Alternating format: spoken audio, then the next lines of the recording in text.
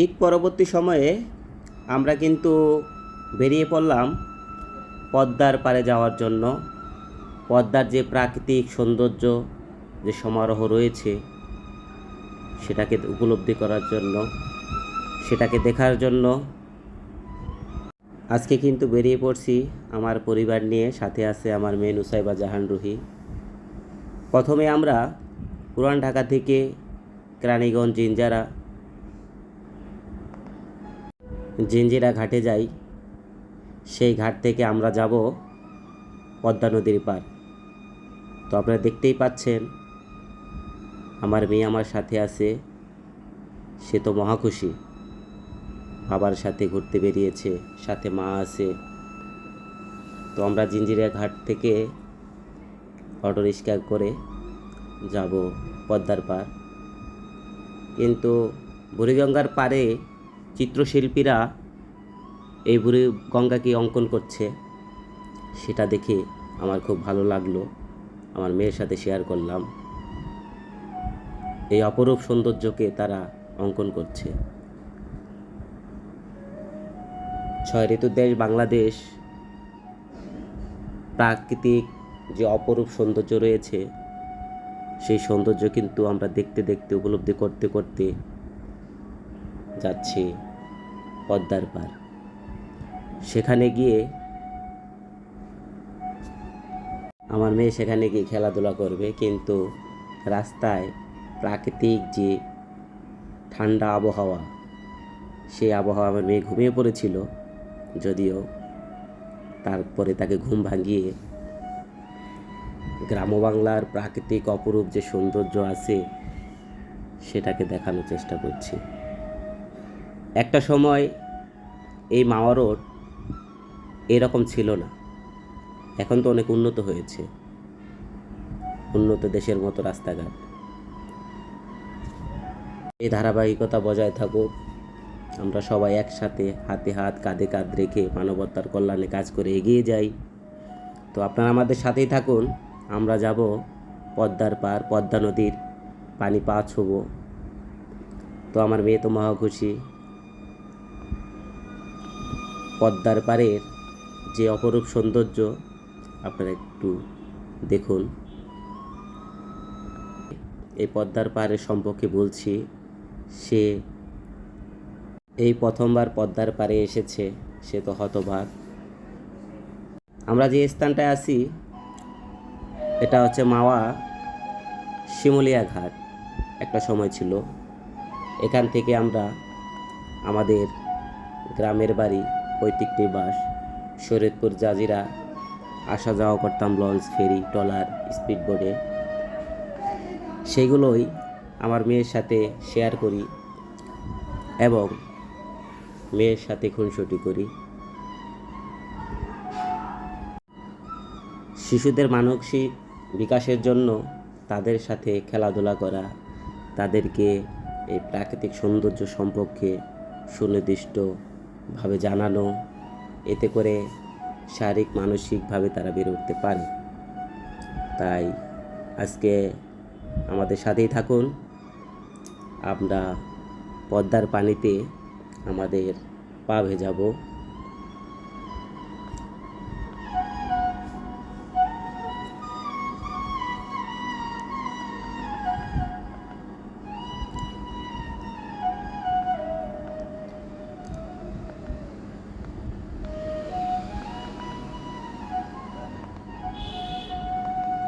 ঈদ পরবর্তী সময়ে এই পদ্মার পাড়ে অনেকেই ঘোরাফেরা করার জন্য আসছে পরিবার পরিজনদের নিয়ে।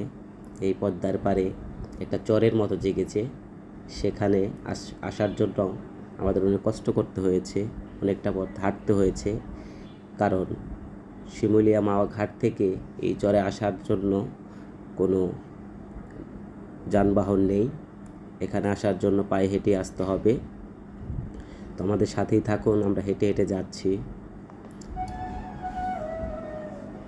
ইতিমধ্যেই কিন্তু আমরা আইসক্রিম বিক্রেতাকে দেখতে পেলাম। এরা সেই আইসক্রিম বিক্রেতা যাদের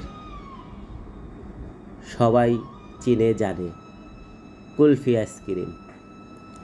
তো আমার মেয়েকে নিয়ে আমি আইসক্রিম বিক্রেতার খুব কাছাকাছি গেলাম। সেখানে গিয়ে জিজ্ঞেস করলাম যে আগের মজা বা আগের স্বাদ কুলফি আইসক্রিমের কি আছে। সে একটু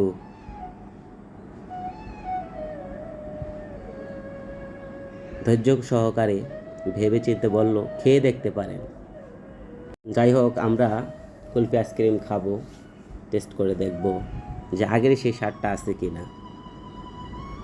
যেহেতু এটা শহর অঞ্চল না, পদ্মার পার, এখানকার আশেপাশের খাবার তৈরির মান এখনও ভালোই আছে, খারাপ না। কুলফি আইসক্রিমটা খেয়ে ভালো লাগলো আমার কাছে। আমার মেয়েও তো খেয়ে খুব ভালো বলল।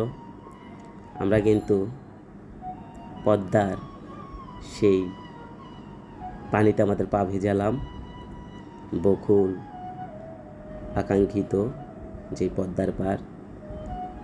আমার মেয়েকে নিয়ে আমি পদ্মার পাড়ে হাঁটছি। অনেকেই ট্রলারে করে যাবে ঘুরতে, গান বাজাবে, উৎসব করবে, ঈদ পরবর্তী আনন্দ। আমাদের আশেপাশে অনেকেই ঘোরাফেরা করছে, তাদের সবার মুখে হাসি খুশি। তো আমাদের ভিডিও ভালো লাগলে লাইক, কমেন্ট, সাবস্ক্রাইব করে দিবেন।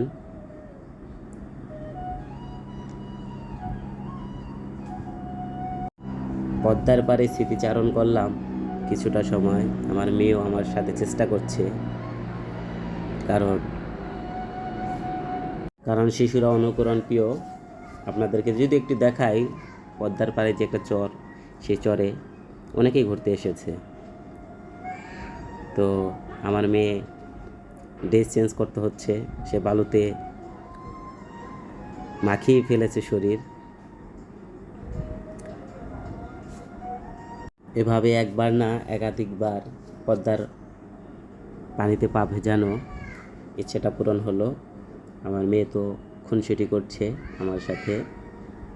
তো প্রাকৃতিক যে অবলীলায় সৌন্দর্য সমাহৃত পদ্মার পাড়, সেই চিত্রটি আপনাদের সাথে তুলে ধরলাম।